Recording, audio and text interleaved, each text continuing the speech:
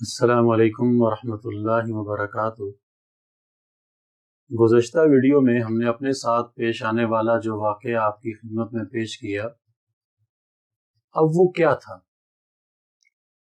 آج کی اس گفتگو میں ہم اس چیز کو آپ کی خدمت میں پیش کریں گے کہ اصل میں 7 چیزیں ہیں جو انسانی عقل میں نہیں آتی لیکن ہو جاتی ہیں۔ اس کو کہتے ہیں خرق عادت۔ عام روٹین میں وہ چیزیں نہیں ہوتی، ان کا ظہور ممکن نہیں ہوتا، لیکن وہ چیزیں ہو جاتی ہیں۔ تو یہ جو خرق عادت چیزیں ہیں، ان کی 7 اقسام ہیں جو علماء کرام نے اپنی کتابوں میں لکھی ہیں۔ ان میں سب سے پہلی چیز ہے ارہاس۔ ایسے خارق عادت افعال جو کسی نبی کے اعلان نبوت سے پہلے بطور تمہید نبی کی آمد کے اعلان کے لیے پیش آتے ہیں، یعنی آمد وحی سے پہلے آثار وحی کا نمودار ہونا، ایسی چیزوں کا ظہور پذیر ہونا جو دلیل ہو اس بات کی کہ یہ شخص منصب نبوت پہ فائز کیا جائے گا یا یہ شخص اعلان نبوت کرے گا، جیسا کہ نبی کریم صلی اللہ علیہ وسلم کے اعلان نبوت سے پہلے پتھروں کا آپ کو سلام کرنا، بادلوں کا سایہ کرنا، آپ کی ولادت باسعادت کے موقع پر حیران کن واقعات کا پیش آنا اور اس طرح کی باقی چیزیں، ان کا تعلق نبوت سے ہوتا ہے، لیکن نبی کے اعلان نبوت سے پہلے یہ چیزیں ہوتی ہیں، تو ان کو ارہاس کہا جاتا ہے۔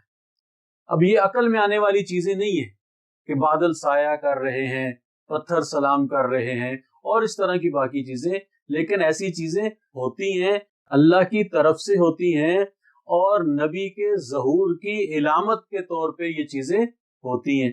اب پہلی چیز ہے ارہاس، اس کے بعد دوسری چیز ہے معجزات۔ پہلی ارہاس، دوسری معجزات۔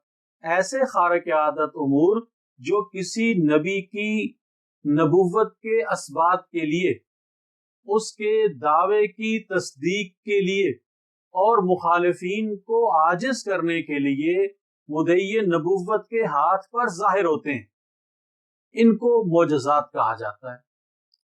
ہوتی اللہ ہی کی مدد ہے، ہوتا اللہ ہی کے حکم سے ہے، اور اللہ تعالیٰ کا نبی چونکہ اللہ کا نمائندہ ہوتا ہے، تو اللہ تعالیٰ اپنے اس نمائندے کی نبوت کو لوگوں کے سامنے پیش کرنے کے لیے، اس کی نبوت کو سچا ثابت کرنے کے لیے اس نبی کے ہاتھ سے ایسی چیزوں کا ظہور کراتے ہیں، تو یہ چیزیں معجزہ کہلاتی ہیں۔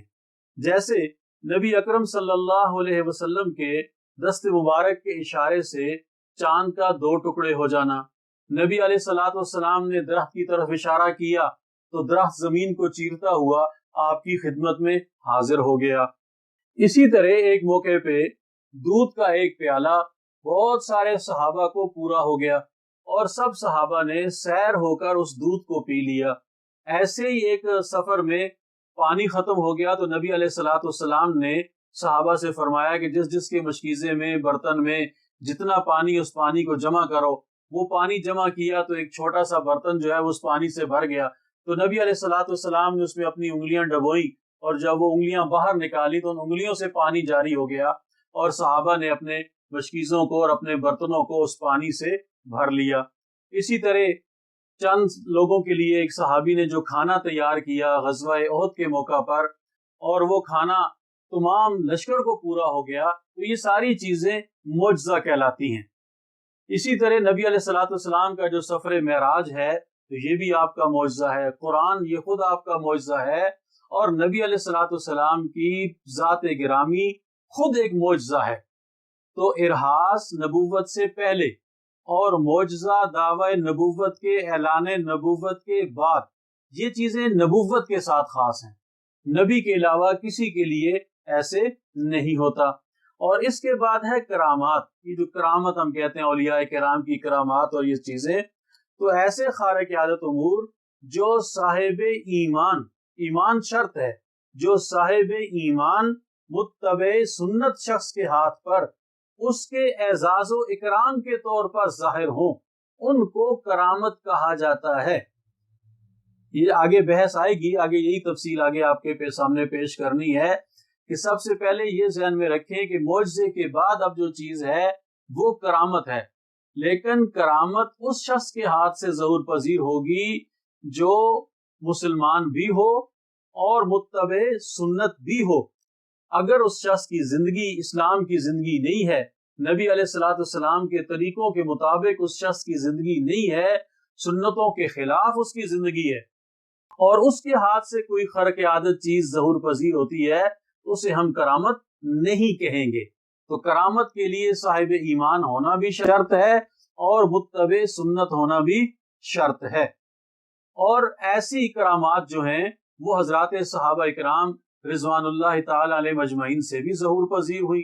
ایسے بہت سارے واقعات ہیں جو آپ کے سامنے ہیں، حضرت فاروق اعظم رضی اللہ تعالیٰ عنہ کے واقعات، اور ایسے ہی حضرت سفینہ کا واقعہ، حضرت تمیم داری کا واقعہ، ایسی بہت ساری چیزیں، اور بعد میں اولیاء کرام کے ہاتھوں سے ایسی چیزوں کا ظہور ہوا، اور ایسا ہوتا ہے اور یہ ممکن ہے، لیکن اسے ہم نہ ارہاس کہیں گے نہ معجزہ کہیں گے، بلکہ اسے کرامت کہیں گے۔ اور اس کے بعد ہے یہ کرامت اگر ایک عام شخص سے ہو، ایک ہے اولیاء کرام، ایک عام شخص، اس سے اگر ایسا کوئی معاملہ ہو تو اس کو ہم کہیں گے کہ یہ اللہ کی طرف سے اس کے ساتھ معاونت ہے۔ معاونت کیسے؟ کہ یہ شخص چاہتا ہے کہ اللہ تعالیٰ میرے اوپر کرم فرما دیں، میرے ساتھ آسانی کا معاملہ فرما دیں، میری مشکلات کو حل فرما دیں، میری دعاؤں کو قبول فرما لیں۔ وہ دعائیں کرتا ہے اور اللہ تعالیٰ اس کی دعاؤں کو شرف قبولیت عطا فرما دیتے ہیں، غیب سے اللہ اس کی مدد فرما دیتے ہیں، تو اس کو کہیں گے معاونت۔ یہ اللہ کی طرف سے اس کے ساتھ معاونت ہے۔ اور اس سے اوپر کا جو درجہ ہے وہ درجہ ہے کرامت کا، یہ اولیاء کرام کے ساتھ خاص ہے۔ اور اس کے بعد ہے استدراج۔ اب یہ جو کچھ معاملہ میرے ساتھ ہوا اس کو اب آپ سمجھیں گے، یہ ہے استدراج۔ ایسے خارق عادت امور جو کسی کافر، فاسق اور فاجر شخص سے ظہور پذیر ہوں تو اس کو استدراج کہتے ہیں، کہ ایسا شخص مسلمان نہیں ہوتا، کافر کے ہاتھ سے ایسی چیزیں جب ظہور پذیر ہوں گی تو ہم اسے کرامت نہیں کہیں گے، وہ معاونت نہیں ہوگی، وہ استدراج ہوگا۔ اور فاسق شخص کے ہاتھوں سے بھی ایسے ہو سکتا ہے، منافق شخص کے ہاتھوں سے بھی ایسے ہو سکتا ہے، اور ایسا شخص جو متبع سنت نہیں ہے، ظاہر فاسق فاجر ہے، تو اس شخص کے ہاتھوں سے اگر کوئی ایسی چیز ظہور پذیر ہوگی تو اس کو ہم استدراج کہیں گے۔ اب یہاں پہ یہ چیز بھی ذہن میں رہے کہ اگر یہ چیز اس کی خواہش کے مطابق ہو رہی ہے، وہ چاہتا ہے کہ یہ کام ایسے ہو جائے اور ایسے ہو گیا، تو اس کو تو کہیں گے استدراج۔ اور اگر اس کی خواہش کے مطابق یہ کام نہیں ہوا، الٹا معاملہ ہو گیا، تو اس کو ہم کہیں گے اہانت۔ اللہ تعالیٰ اس کی رسوائی کا سامان کرتے ہیں، اور یہ ایسے ہی جیسے مسلمہ کذاب سے متعلق مشہور ہے کہ اس نے ایک شخص کے لیے جو اس کی آنکھ ٹھیک نہیں تھی تو اس نے اس کے لیے دعا کی کہ اس کی آنکھ ٹھیک ہو جائے، بجائے اس کے کہ یہ آنکھ ٹھیک ہوتی دوسری آنکھ بھی اس کی خراب ہو گئی، تو اللہ تعالیٰ نے اس جھوٹے مدعی نبوت کی رسوائی کا سامان کیا، اور لوگوں نے اس پہ تالیاں پیٹی کہ یہ کیسا مدعی نبوت ہے کہ اس شخص کی جو خراب آنکھ تھی اس نے اس کی صحت یابی کے لیے دعا کی، تو بجائے اس کے کہ یہ آنکھ ٹھیک ہوتی جو آنکھ ٹھیک تھی وہ بھی خراب ہو گئی۔ تو جب ایسا الٹا معاملہ ہو جائے تو اس کو کہتے ہیں اہانت۔ اور جب اس کی خواہش کے مطابق ہو جائے، جیسے اس نے میرے ساتھ یہ معاملات کیے، تو اس کو کہتے ہیں استدراج۔ اور یہ کافر کے ہاتھ سے، فاسق اور فاجر شخص کے ہاتھ سے ہوتا ہے، کسی مومن کے ہاتھ سے، کسی اللہ کے ولی کے ہاتھ سے یہ نہیں ہوتا۔ تو ایسے معاملات جو ہمارے ہاں ظہور پذیر ہوتے ہیں، بہت سارے گھروں میں ایسے واقعات ہوتے ہیں، تو ایسی چیزیں ان کو یاد رکھنا چاہیے۔ یہ کوئی اس کی بزرگی کی علامت نہیں ہے، یہ کوئی اس کے تقوی کی نشانی نہیں ہے، بلکہ یہ تو شیطانی طاقتوں کے ہاتھوں سے یہ چیزیں سر انجام پاتی ہیں، اور یہ استدراج کہلاتی ہیں۔ یہ بات یاد رکھی جائے۔ عموماً گھروں میں عورتیں ان چیزوں سے بہت متاثر ہوتی ہیں کہ فلاں عورتیں آئیں، انہوں نے کہا جی اپنے گھر کا زیور اکٹھا کریں، ہم یہ زیور آپ کو ڈبل کر کے دے دیں گے۔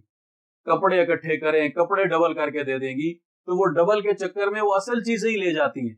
अब ये जैसा मामला मेरे साथ हुआ कि कपड़ों का जोड़ा भी ले गया और 500 रुपए भी ले गया, और वो पत्थरों को जो कुछ उसने बनाया था वो उसका इस्तदराज था, और जब उसका असर खत्म हुआ तो वो चीजें अपनी उसी असल हालत पे आ गई। तो ये याद रखना चाहिए, ऐसे लोग जो मुत्तबे सुन्नत नहीं हैं, जो फासिक और फाजिर शख्स हैं, तो ये इनकी करामत नहीं होती, ये इनका इस्तदराज होता है। और बाज दफा अल्लाह ताला इनको जलील और रुसवा करने के लिए इनकी इहानत करते हैं, इनकी तौहीन हो जाए, लोगों के दिलों में इनकी नफरत पैदा हो जाए, तो ऐसा मामला भी हो जाता है। तो कुल ये 6 चीजें हुई, और 7वीं चीज है सिहर, जादू। जादू भी बरहक है, हर जमाने में जादूगर हुए, अब भी जादूगर हैं। तो जादू के जरिए कोई अमल किया जाए तो उसको भी करामत नहीं कहा जाएगा, जादू के जरिए कोई काम किया जाए तो उसको करामत नहीं कहा जाएगा, वो सिहर है, वो जादू है। तो जादूगरों को भी पहचानना चाहिए, और ये जो लोग इस्तदराज करते हैं इनको भी पहचानना चाहिए। तो आज जो हमने आपसे गुफ्तगू की वो ये थी कि हमें इन चीजों का पता हो कि इरहास क्या है, मोजज़ा क्या है, करामत क्या है, और मुआवनत क्या है, इस्तदराज क्या है, इहानत क्या है, सिहर और जादू क्या है। तो ऐसे वाकयात जो पेश आते हैं इन लोगों के हाथों से, इनसे कभी मुतासर नहीं होना चाहिए। हमारे यहाँ होता ये है, खास तौर पे कम अकीदे वाले लोग, जिनका अकीदा सही नहीं होता और जिन लोगों की सही तरबियत नहीं होती, खास तौर पे हमारी औरतें, हमारी माएँ बहनें इन चीजों से बहुत मुतासर होती हैं, और फिर उसके जो नताइज निकलते हैं, अल्लाह ताला उससे हमारी हिफाजत फरमाए, बहुत भयानक नताइज होते हैं। तो इन चीजों को जरूर समझना चाहिए और इन चीजों पे गौर व फिक्र करनी चाहिए। अल्लाह ताला हमें इन चीजों को समझने की तौफीक अता फरमाए, ताकि हमारे साथ अगर कोई ऐसा मामला हो तो हम सही फैसला कर सकें। अस्सलामु अलैकुम व रहमतुल्लाहि व बरकातहू।